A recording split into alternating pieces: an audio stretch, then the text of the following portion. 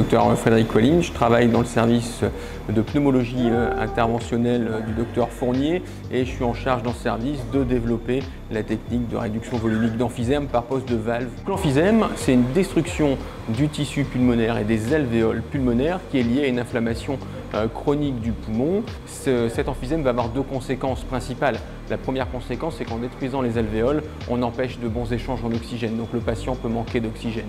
La deuxième, c'est que dans les zones d'emphysème va s'accumuler de l'air que le patient ne peut pas expirer. Cette accumulation d'air au niveau du poumon va créer une surpression qu'on appelle la distension pulmonaire.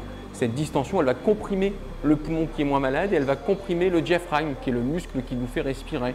Et du coup, le patient n'a pas une bonne mécanique ventilatoire et il est essoufflé.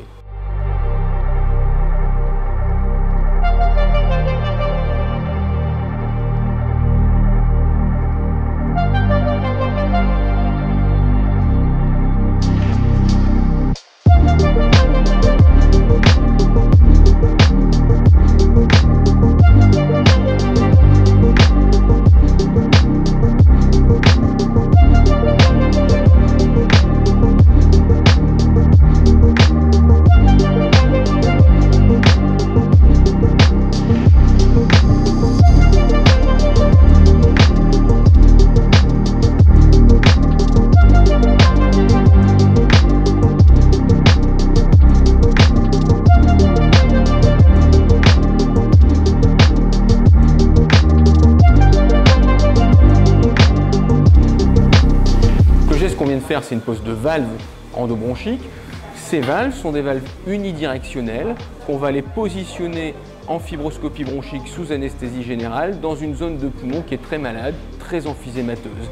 Elles vont permettre à l'air d'être évacué de la zone d'emphysème puisqu'elle s'ouvre à l'expiration. Par contre, elle se ferme à l'inspiration pour empêcher l'air de rentrer dans la zone d'emphysème. Et au fur et à mesure des cycles de la respiration, la zone d'emphysème va diminuer son volume, ça va diminuer la distension, le poumon qui est plus sain sera moins comprimé, le diaphragme sera moins comprimé. L'objectif ultime, c'est que le patient puisse mieux respirer, soit moins essoufflé et que ce patient puisse gagner en qualité de vie et en autonomie.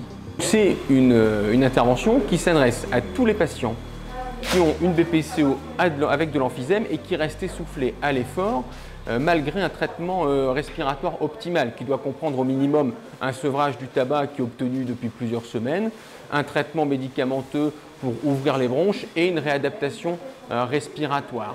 Bien sûr, il y a des contre-indications. Les contre-indications, c'est si le patient tousse et crache trop de façon quotidienne, s'il fait beaucoup d'exacerbations infectieuses, s'il a de gros besoins en oxygène ou s'il a une maladie pulmonaire ou cardiaque associée autre que la BPCO. C'est une intervention qu'on va effectuer en 2 temps, sous anesthésie générale, donc avec 2 courses d'hospitalisation 4-5 jours, pour permettre aux patients d'être surveillés et éviter les complications. 2 interventions à 1 mois d'intervalle. On attend les bénéfices environ de quelques jours à 3 mois après la 2e intervention et ensuite il va y avoir un suivi à 3 mois, 6 mois, 12 mois pour s'assurer que le traitement est efficace.